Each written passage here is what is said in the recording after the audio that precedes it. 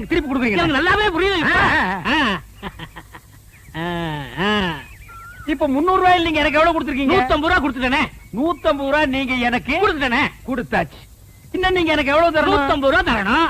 என்னென்ன பேச்ச மாத்திட்டு 175 இல்ல?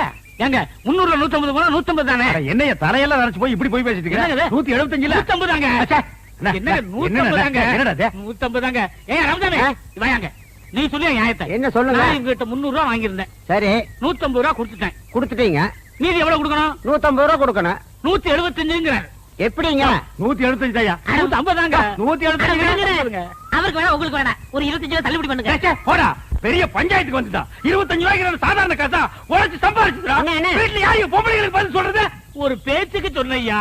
என்னைய பேச்சு? பெரிய மனுஷங்கிற, பெரிய பல்லு வச்சிருக்கிற, இந்த வாயில போய் சொல்றேன். அண்ணா பணத்துல என்ன பேச வேண்டி இருக்கு? கொடுக்க வேண்டிய பணத்தை கொடுத்துருந்தேன். நான் கொடுக்க வேண்டியதே இல்லையா. காசா பெரிய காசு.